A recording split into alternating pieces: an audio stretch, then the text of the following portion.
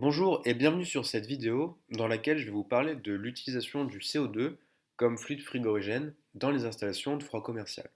Cette vidéo s'adresse aux frigoristes, aux étudiants frigoristes, d'une manière générale à tous les professionnels du secteur du froid. Et c'est une vidéo que j'ai réalisée moi-même en tant que frigoriste. Si dans cette vidéo vous remarquez des erreurs ou des inexactitudes, surtout n'hésitez pas à m'en faire part, soit par email à l'adresse qui s'affiche en bas à droite de l'écran ou dans l'espace commentaire de la vidéo. Voici tous les points que nous allons aborder dans cette vidéo que j'ai organisée un petit peu comme une sorte de cours. Tout d'abord, commençons par la molécule de CO2. La molécule de CO2 est une molécule extrêmement simple, composée de deux atomes d'oxygène, ici en rouge, et d'un atome de carbone. C'est une molécule que l'on connaît depuis très longtemps et qui est facile à synthétiser, donc facile à produire. Quand on parle du fluide frigorigène CO2, sa dénomination officielle homologuée par l'ASHRAE, c'est le R744. Voici un diagramme qui fait apparaître les différents états du CO2 en fonction de la pression en ordonnée et de la température de saturation en abscisse. Vous remarquez qu'il y a deux états que l'on connaît déjà avec les fluides traditionnels, donc HFC. Ce sont les états liquide et gaz, qu'on appelle assez souvent dans le secteur l'état vapeur. Gaz et vapeur, c'est la même chose. Et puis il y a un troisième état qui nous est inconnu jusqu'ici, c'est l'état solide. Le CO2 solide, c'est ce qu'on appelle la neige carbonique. Et il y a en fait un quatrième état qui est représenté ici par cette zone rouge. En fait, c'est tout ce qui s'étend au-delà de ce point ici qui s'appelle le point critique, et c'est ce que l'on appelle l'état supercritique. Donc tout ce qui est en rouge, c'est du CO2 supercritique. Ce n'est ni un solide, ni un liquide, ni un gaz, c'est un mélange, une sorte de brouillard. Il y a deux points importants, donc je vous ai parlé du premier, c'est le point critique. Donc ce point se situe à une pression de 73,8 bars ici, ce qui correspond à une température de saturation de 31,1. Donc tout point d'une installation qui viendrait à se trouver au-delà de ces deux valeurs serait un point donc avec du CO2 à l'état supercritique. Le deuxième point important, c'est le point triple qui se situe à une pression de 5,2 bar.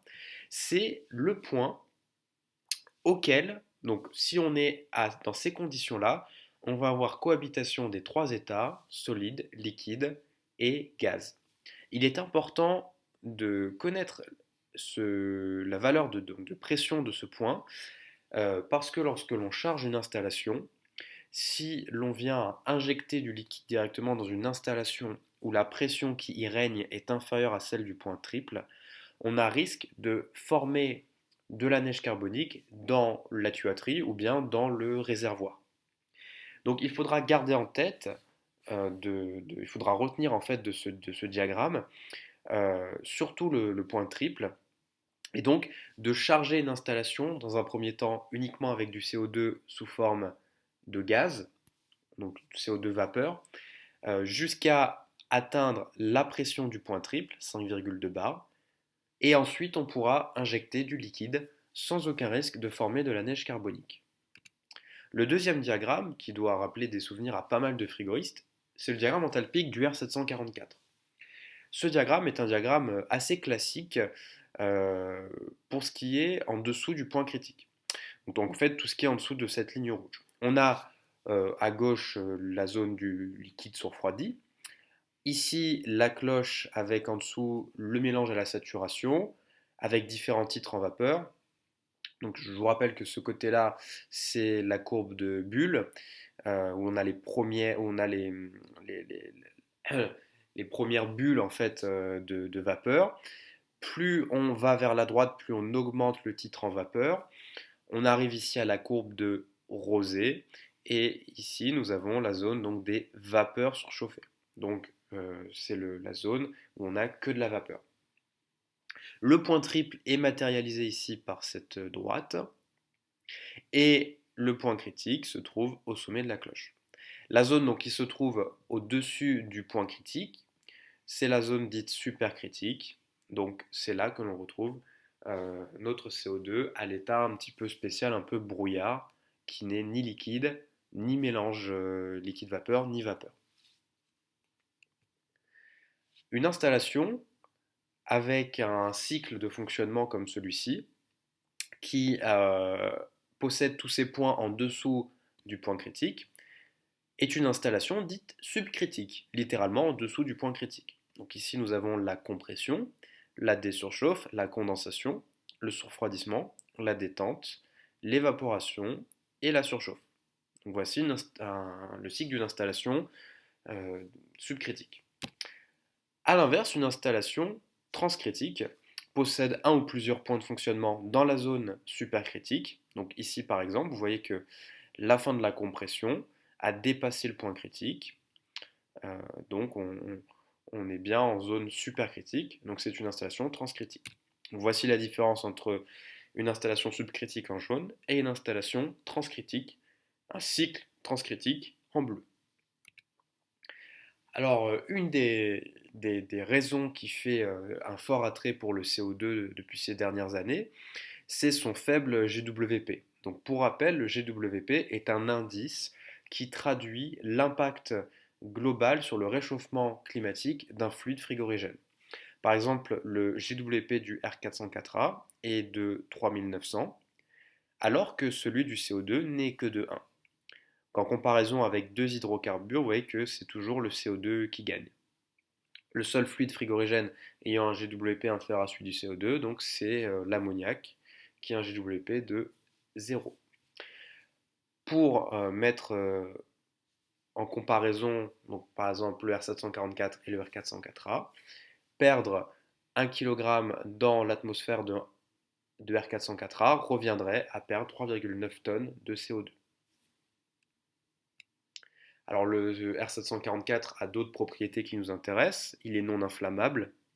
C'est une molécule, comme je dis, facile à produire, donc ça en fait un fluide frigorigène très bon marché. Il est extrêmement miscible avec l'huile, bien plus que les anciens fluides HFC. Donc ça nous facilite beaucoup les problèmes de retour d'huile. Et puis, pour des puissances frigorifiques identiques, on va globalement avoir une réduction des diamètres de tuyauterie et des cylindrées de compresseurs. Alors, il a quand même des points négatifs, ce CO2. Au niveau de l'AHP, les pressions sont très élevées, entre 90 et 120 bar. Il présente un risque d'asphyxie. C'est une technologie récente qui n'est donc pas maîtrisée par tout le monde et qui peut susciter de la réticence. Et il faut un outillage spécifique pour intervenir sur des installations qui fonctionnent au R744. Concernant la toxicité, donc, il est important de savoir que le R744 représente un risque en cas de fuite dans un volume hermétique, par exemple dans une chambre froide. C'est pour ça qu'il est impératif d'installer des détecteurs de fuite qui vont prévenir de manière sonore et visuelle euh, une concentration trop importante de CO2 dans un volume. Alors naturellement, le CO2 est présent à une concentration d'environ 0,04% dans l'air. Vous voyez que plus la concentration augmente, donc si elle augmente dangereusement, il peut y avoir des effets sur la santé qui peuvent être assez graves. D'où cette obligation d'installer des dispositifs de détection, de surveillance en fait de concentration euh, en CO2 dans l'air. Alors avant de vous décrire une installation qui fonctionnerait avec du CO2, je voudrais juste qu'on revoie rapidement les bases d'une centrale frigorifique. Donc, par exemple ici une centrale frigorifique moyenne température composée de deux compresseurs à piston qui refoulent le fluide dans un condenseur à air. Le fluide ressort sous forme de liquide surfroidi qui est stocké dans un réservoir de liquide. Ce liquide prélevé en bas est distribué aux différents détendeurs des évaporateurs.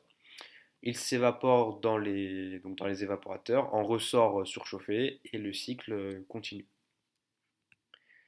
Alors voici une centrale biétagée classique. qu'on appelle plus communément une centrale booster. Donc là, on va rajouter un deuxième étage de compression, ici par exemple avec trois compresseurs scroll, un étage basse température pour faire du froid négatif. Alors voici une centrale positive, comme la première que nous avons vue. Sur cette centrale, nous allons rajouter un échangeur à plaques.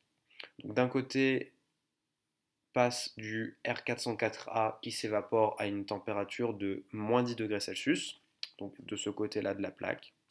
Et de l'autre côté de l'échangeur à plaques, nous allons faire passer du CO2 que nous allons refroidir. Donc voici ce qui se passe de l'autre côté de l'échangeur à plaques. Donc là, nous avons le R404A qui rentre, qui est détendu. Et de l'autre côté de la plaque, donc deux compresseurs à piston refoulent du R744 qui va se désurchauffer, se condenser et se surfroidir dans cet échangeur à plaques. Il ressort de l'échangeur à plaques à une pression de 38,7 bar et à une température de 0 degré. Donc il est directement sous forme de liquide. On peut récupérer et stocker le liquide dans un réservoir et le distribuer au détendeur des différents postes de froid basse température. Par exemple ici, si le CO2 s'évapore à 13 bars, ça fait une température d'évaporation de moins 30 degrés. Voici le cycle de cette installation. Donc côté CO2, donc côté en fait basse température de cette cascade. Donc le CO2 est comprimé, il est condensé dans l'échangeur à plaques, détendu dans les différents détendeurs et puis évaporé. Alors voici le schéma de principe d'une installation simple transcritique. Donc là, il n'y a plus de HFC, il n'y a vraiment que du CO2 dans toute l'installation. Donc on va commencer en partant du refoulement des compresseurs de l'étage moyenne température. Donc les compresseurs refoulent ici dans un échangeur qui visuellement et technologiquement est la même chose qu'un condenseur, mais qui n'en porte pas le nom parce qu'il n'y a pas de condensation dedans. Il n'y a aucun changement d'état. Il y a seulement un refroidissement du fluide, c'est-à-dire que le fluide qui rentre ici se refroidit et sort plus froid ici. C'est pour ça que cet appareil, qui visuellement est un condenseur, est comme un condenseur, porte le nom de gaz couleur, donc en anglais refroidisseur de gaz, puisqu'il ne fait que refroidir le fluide qui le traverse. Par exemple, le fluide ici, avec un pincement de 20 degrés, sortirait à 40 degrés si de l'air à 20 degrés entre dans le condenseur. Donc on a du CO2 qui sort ici à une pression de 90 bars et à une température de 40 degrés. Donc rappelez-vous, cette pression de 90 bars, on est au-dessus de la pression du point critique, donc on est en état supercritique. Et puis il va rencontrer ici une vanne qui s'appelle la vanne HP, qui est en fait une sorte de gros détendeur électronique qui va créer une chute de pression entre donc l'entrée de cette vanne et la sortie, de sorte qu'il y a 50 bars de différence. Alors dans ce cas-là, il y a 50 bars de différence, puisque vous voyez que le fluide passe de 90 bars à 40 bars grâce à cette vanne HP. Donc cette vanne détend du CO2, et comme on passe à 40 bars, on retraverse, vous souvenez sur le diagramme enthalpique du R744, on retraverse la cloche de saturation, et donc on retourne en dessous de la zone supercritique. Donc là, en sortie de cette vanne, on retrouve du CO2 à l'état mélange liquide-vapeur. Donc le CO2 à l'état liquide par gravité tombe en bas du réservoir. Le liquide est prélevé en bas du réservoir et puis détendu dans les différents évaporateurs. Et comme il y a à la fois du liquide et de la vapeur, eh bien l'excédent de vapeur il va être dégazé au travers de cette deuxième vanne ici, donc qui s'appelle la vanne réservoir ou la vanne flash. Et la vanne flash va dégazer l'excès de vapeur à l'aspiration des compresseurs moyenne température. Donc après, l'installation est une installation booster classique avec ici un étage basse température, un étage moyenne température. Donc la seule, en fait, les trois principales modifications sur cette installation sont: le condenseur devient gaz couleur, il ne condense plus mais il ne fait que refroidir. Une nouvelle vanne est installée entre la sortie du gaz couleur et l'entrée du réservoir de liquide. Cette vanne s'appelle la vanne HP. Et une autre vanne dégaze l'excès de pression du réservoir vers l'aspiration des compresseurs positifs. Alors voici le diagramme, voici le cycle sur le diagramme enthalpique de cette installation. Donc on part de la compression de l'étage moyenne température.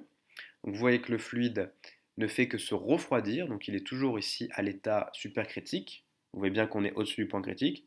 Il est détendu ici par la vanne flash. Le liquide est séparé donc de la vapeur. Le liquide tombe par gravité ici. Il est prélevé, détendu soit jusqu'ici à -10 pour faire du froid moyenne température, ou bien jusqu'à -30 pour faire du froid basse température. On retourne en sortie de la vanne flash. À droite, la vapeur est prélevée en partie haute du réservoir et elle est mélangée au fluide à l'aspiration des compresseurs moyenne température pour être comprimée. Pour vous donner une idée des pressions qui sont en jeu, on serait à peu près à 13 bars sur l'aspiration basse température, à 25 bars sur l'aspiration moyenne température et à 90 bars au niveau de la HP. Dans le réservoir, une pression d'environ 40 bars va être maintenue grâce à la vanne flash. Voici une centrale transcritique classique que l'on peut retrouver pour un petit supermarché en ville par exemple. Nous avons ici deux compresseurs à piston qui sont les compresseurs de l'étage moyenne température, deux petits compresseurs Bitzer octagon qui sont les compresseurs basse température, un échangeur à plaque pour faire de la récupération de chaleur, un variateur de fréquence pour un compresseur moyenne température, le réservoir de CO2 avec en partie basse le piquage pour le départ liquide qui va alimenter les différents détendeurs, en partie haute le piquage avec derrière cette isolation la vanne flash qui va, vous voyez, dégazer l'excédent de pression à l'aspiration des compresseurs positifs. Donc on voit les petites flèches là. Ici nous avons un collecteur où sont raccordés différents flexibles hydrauliques qui en fait collectent les soupapes de sécurité pour dégazer vers l'extérieur en cas de problème. Là ici l'orifice de charge en CO2. On peut voir également différents capteurs de pression, ici capteur pression réservoir par exemple. Alors cette installation transcritique, on pourrait l'optimiser en y rajoutant par exemple un surfroidisseur de liquide. Donc l'installation reste identique à ce que nous venons de voir, mais nous rajoutons au niveau du départ liquide un surfroidisseur, donc un échangeur à plaque, qui va sous-refroidir le liquide, donc en en détendant une partie, donc de sorte à le sous-refroidir de 11,3 degrés. Donc je passe d'un liquide de 6 degrés à un liquide à -5, par exemple. Donc j'optimise l'installation, j'optimise la puissance frigorifique des évaporateurs, puisque je vais, en refroidissant mon liquide, décaler le point d'entrée du liquide au niveau des détendeurs vers la gauche. Donc j'augmente ma différence d'enthalpie au niveau des évaporateurs. Donc, si vous comparez avec le cycle vu précédemment, vous verrez que cette zone ici d'évaporation des évaporateurs moyenne température et basse température est plus grande. Alors cette installation transcritique, je peux encore l'optimiser en y rajoutant un compresseur parallèle. Donc le rôle du compresseur parallèle ne sera que de comprimer l'excès de pression, l'excès de vapeur ici dans le réservoir. Donc il y a un piquage en amont de la vanne flash et le compresseur parallèle va comprimer l'excédent de CO2 à l'état vapeur qui se trouve dans le réservoir pour maintenir un réservoir à une pression d'environ 40 bars. Donc quand le compresseur parallèle fonctionne, évidemment la vanne flash se ferme complètement. Le compresseur parallèle ne se mettra en route que dans des conditions de fonctionnement bien précises. Et quand il n'est pas en fonctionnement, eh bien, la vanne flash reprend sa régulation habituelle et dégazera l'excédent de pression vers les compresseurs de l'étage moyenne température. Donc voici le le cycle avec compression parallèle.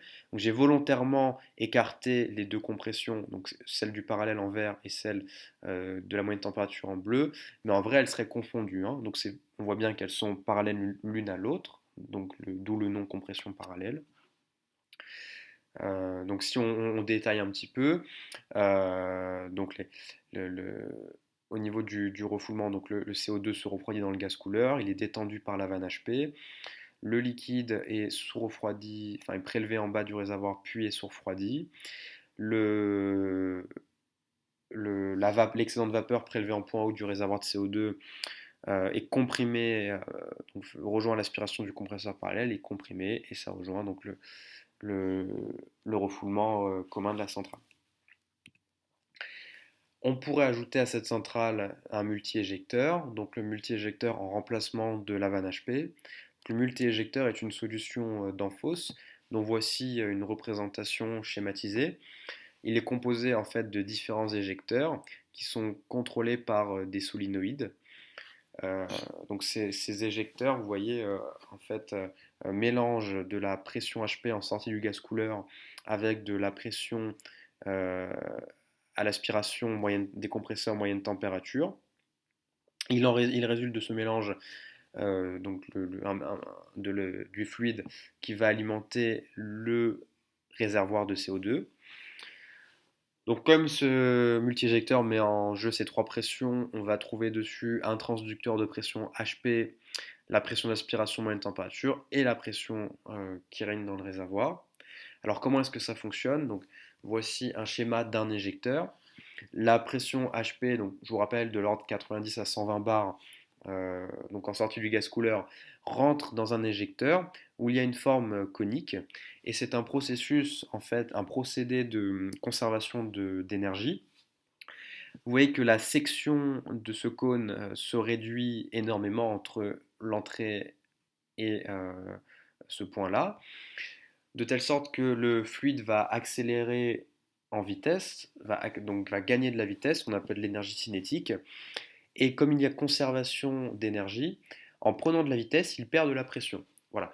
Il gagne tellement de vitesse qu'il atteint une vitesse supersonique. Donc une chute, un gain énorme de vitesse, mais une chute énorme également de pression, de telle sorte que la pression à l'aspiration moyenne température devient supérieure à la pression de ce fluide et permet donc euh, à la pression de l'aspiration MT de se mélanger avec le fluide à la sortie du gaz couleur. Donc il résulte de ce mélange le fluide qui va alimenter le réservoir. Donc si on retourne sur le schéma de l'installation, vous voyez que la totalité du fluide en sortie du gaz couleur passe dans le multi-éjecteur. Une partie, donc par exemple 80% de la vapeur à l'aspiration moyenne température est recyclée. Et il en résulte donc de ce mélange eh bien, le fluide à l'état liquide-vapeur qui alimente le réservoir. En été, on va chercher à tout prix à diminuer la température d'échange pour avoir un CO2, une température du CO2 en sortie du gaz couleur qui soit la plus faible possible. Donc pour cela, il existe deux solutions. Soit l'échangeur adiabatique, qui est en fait une sorte d'éponge en permanence imbibée d'eau que l'on rajoute devant la batterie, soit le refroidisseur, donc le gaz couleur avec rampe de pulvérisation. Donc dans les deux cas, l'idée est d'échanger sur la température de l'air humide et non plus la température d'air sec. Par exemple, si on prend un diagramme de l'air humide de la ICVF, pour une température d'air sec à 45 degrés Celsius, si je viens saturer en humidité l'air qui rentre dans mon gaz couleur, donc une humidité relative de 100%, j'échange avec de l'air humide à 30 degrés. Donc j'ai un gain de 15 degrés. Donc le CO2 va sortir beaucoup plus frais, en fait beaucoup plus refroidi, avec un système de refroidissement adiabatique que si j'échangeais directement sur l'air sec.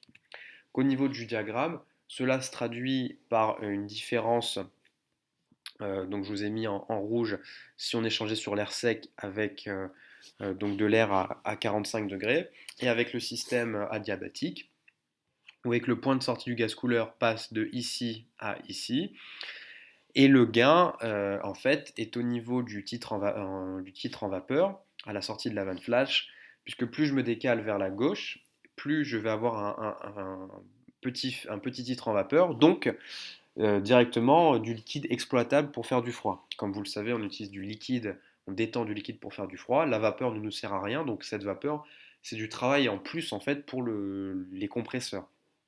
Cette vapeur qu'on dégaze à travers la vanne flash ou qui est comprimée par le compresseur parallèle.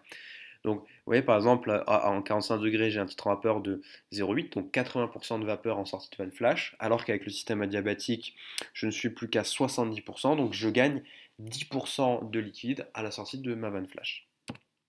Alors, en conclusion de cette vidéo, il y a quelques questions qui reviennent très fréquemment sur le CO2, auxquelles on peut répondre ou au moins donner des éléments de réponse. Donc la première concerne les pressions hautes et dangereuses que l'on trouve sur les installations CO2. Donc comme je vous l'ai montré, effectivement, il y a des pressions en jeu qui sont hautes, en fait en particulier au niveau de la HP, 90 à 120 bars. Donc c'est vrai que ce sont des pressions extrêmement hautes sur lesquelles on n'a pas l'habitude d'intervenir sur les installations d'ancienne génération. Après, c'est vraiment très localisé entre le refoulement des compresseurs de l'étage moyenne température et l'entrée de la vanne HP. C'est des parties sur lesquelles on va être peu amené à intervenir. Généralement, c'est fait en acier ou au moins en cuivre de type K65, donc du cuivre spécial, un alliage spécial renforcé très épais. Donc sur cette partie-là, on intervient peu. Après, pour ce qui est du reste du réseau, donc, comme je vous avais mis les pressions en jeu sur cette installation, vous voyez que dans le réservoir, on est à 40 bars, donc ce qui est pas excessif. On est environ à 25 bars au niveau du réseau moyenne température et 13 bars au niveau du réseau basse température. Donc la pression la plus haute, ce serait dans la ligne liquide, donc après l'HP, ça serait dans la ligne liquide environ 40 bars, ce qui s'approche quand même des pressions qu'on peut retrouver sur des systèmes de clim, avec par exemple du R32 en mode chauffage. Donc 40 bars reste une pression élevée, mais qui n'est pas excessivement élevée. Deuxième question, le CO2 est moins performant en transcritique qu'en subcritique. Donc ça, c'est une évidence, puisque en transcritique, nous avons la problématique de devoir gérer un excédent de vapeur qui ne nous sert pas à faire du froid. Alors qu'en subcritique, en sortie du condenseur, nous avons directement du liquide qui est exploitable pour être détendu directement. Donc en transcritique, ce travail de compression de la vapeur excédentaire dans le réservoir euh, demande une énergie mécanique, donc l'énergie des compresseurs, qui provient de l'électricité. Donc automatiquement, on est moins performant en transcritique qu'en subcritique. Troisième question, les installations transcritiques sont de vraies usines à gaz. Il est vrai qu'elles sont pour la plupart bien plus complexes, alors elles sont plus complexes que les installations, qu'une centrale classique ou R404A par exemple, parce qu'il y a ces vannes HP, vannes flash, parfois de la compression parallèle, souvent un surfroidisseur, il y a même assez fréquemment de la récupération de chaleur, automatiquement de la variation de vitesse, etc. Donc elles sont, disons, plus poussées, automatiquement plus complexes, mais elles restent abordables. Si on prend le temps, si on prend le temps de la découvrir, de regarder en détail, de suivre les tuyauteries, de comprendre le rôle de chaque composant, on verra très rapidement que peu importe la marque, que ce soit une Profroid, une Advansor, une Epta peu importe la marque, qu'en fait le principe de fonctionnement est le même. Les centrales sont construites sous un même principe. Donc on va très rapidement s'y retrouver une fois qu'on aura pris le temps de les découvrir. Quatrième question, en cas d'arrêt de l'installation, la charge CO2 est dégazée. Alors c'est possible, puisque la problématique étant que le CO2 à température ambiante va monter en pression. Donc en particulier s'il fait chaud, donc la pire saison pour avoir un arrêt d'installation, ce serait l'été. Donc pour cela, les centrales sont très souvent équipées de ce qu'on appelle un groupe de secours, un petit groupe qui fonctionne au R134A, qui est alimenté souvent sur onduleur et qui permet de maintenir le CO2 frais en fait, dans le réservoir pour éviter qu'il ne monte trop en pression. Alors cette solution permet de gagner quelques heures. Bien évidemment, s'il y a une coupure pendant 24 ou 48 heures, il y a de fortes chances qu'une partie de la charge soit dégazée par les soupapes de sécurité. Mais un arrêt de 1 heure, 2 heures, 3 heures est tout à fait envisageable sur une installation, de plus s'il a été correctement préparé. Donc le moindre arrêt d'une installation à cause d'une coupure EDF ne va pas forcément entraîner un dégazage de l'installation. Et enfin, dernière question, le coefficient de l'installation s'effondre en été. Il est évident qu'en été, pour la problématique que nous venons d'expliquer, est moins bon en été qu'en hiver, c'est une évidence. De là à dire qu'il s'effondre, je ne sais pas, mais il est clair que le COP de l'installation peut chuter de façon très significative si on prend l'installation dans son jour de fonctionnement le plus défavorable, donc un pic de canicule, ou au jour où il le fera le plus froid à l'extérieur. Donc effectivement, le COP peut s'effondrer entre guillemets en été, donc à cause de cette problématique que nous avons. Donc plus le CO2 sort chaud du gaz couleur et plus ça nous fait de la vapeur excédentaire à comprimer. Et donc plus ça nous fait une consommation d'énergie euh, nécessaire au travail de compression des compresseurs. Donc c'est pour cela que nombre d'installations transcritiques aujourd'hui sont équipées à minima d'une rampe de pulvérisation et au mieux d'un système adiabatique qui en plus évite l'entartrage de la batterie. Donc voilà, c'est terminé pour cette vidéo. Si vous avez des remarques, n'hésitez pas à me les transmettre par mail ou dans l'espace commentaire de la vidéo. Et puis j'espère qu'elle vous aura appris des choses. Et puis n'hésitez pas si vous avez également des questions à me les poser et j'y répondrai. Voici les sources de quelques documents que j'ai pu utiliser dans cette vidéo.